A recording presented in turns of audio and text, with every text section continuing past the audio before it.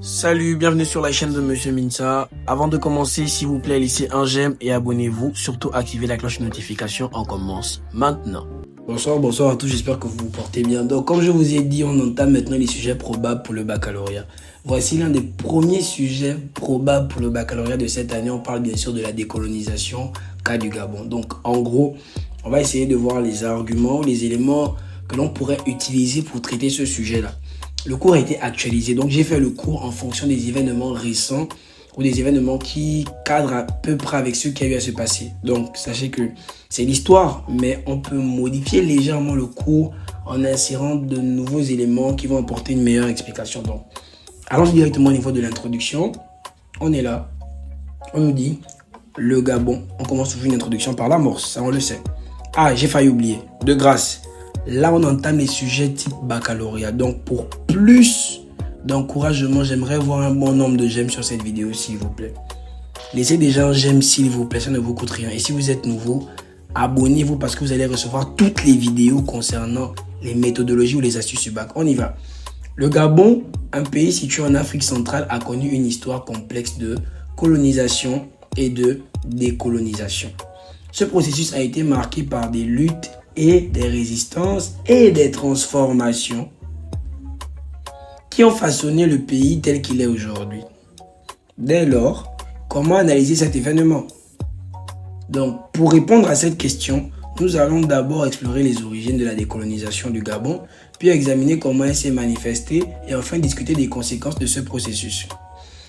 Une fois que c'est fait, on sait que l'introduction c'est 3 paragraphes.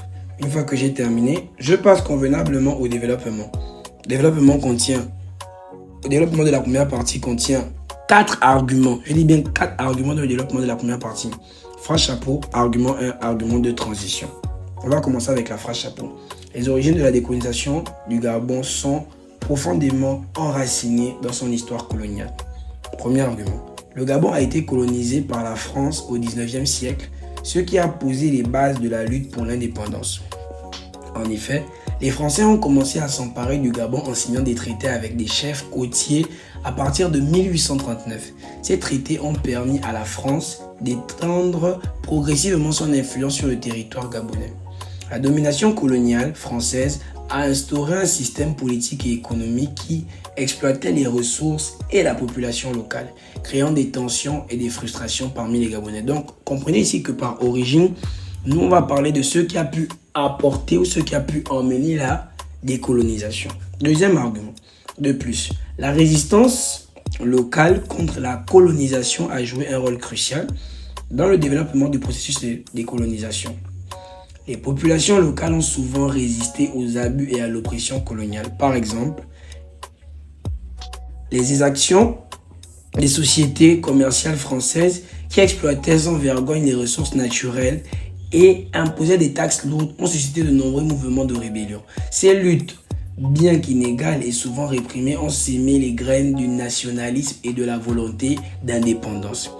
Les transitions, je les ai rédigées de façon journalière, donc juste pour vous montrer qu'on quitte d'un élément à un autre. Mais ce n'est pas ces transitions-là que vous devriez utiliser pour le baccalauréat. Regardez les anciennes vidéos pour savoir comment on formule à peu près des transitions type baccalauréat. Donc je vais passer sur la transition et je vais aller à la deuxième partie.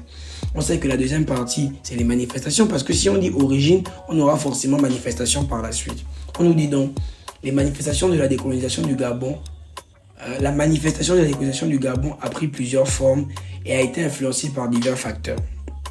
On commence avec le premier argument.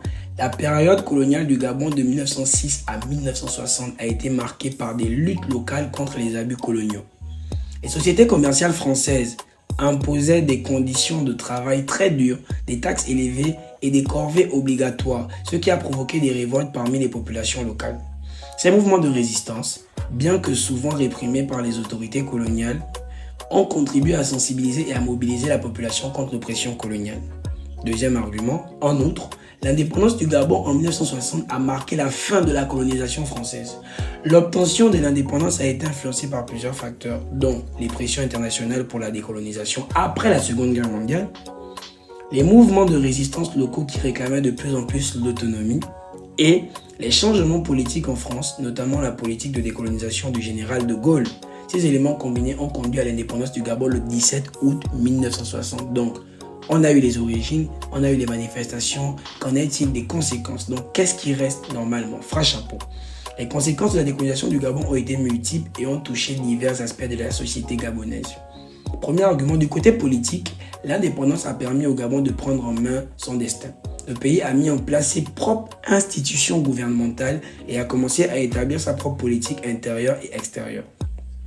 Cependant, cette transition n'a pas été sans défi, car il fallait surmonter les séquelles du colonialisme et les tensions internes entre différents groupes ethniques et politiques. Du côté économique, l'indépendance a offert au Gabon la possibilité de gérer ses ressources naturelles, notamment le pétrole, selon ses propres intérêts. Cependant, l'héritage économique de la colonisation, caractérisé par une dépendance aux exportations de matières premières et une économie peu diversifiée, a posé des défis pour le développement économique à long terme. Les relations économiques avec l'ancienne puissance coloniale, la France, sont restées étroites, parfois au détriment d'une pleine autonomie économique. Donc, tranquillement, la colonisation du Gabon, on est sous forme de conclusion, a été un processus complexe et multifacette impliquant à la fois des luttes locales et des influences internationales. Elle a transformé le paysage politique, social et culturel du Gabon.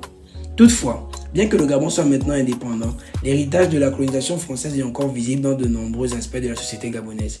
Quel est l'impact de cet héritage sur le Gabon contemporain? Donc on voit quand j'ai pu relancer le sujet.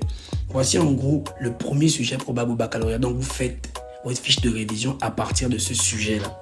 On continue maintenant la prochaine vidéo demain. Donc, laissez un j'aime et abonnez-vous. Partagez le lien de cette vidéo-là. Partagez le lien. Envoyez ça dans tous vos groupes. Partagez le lien de cette vidéo-là, je vous dis.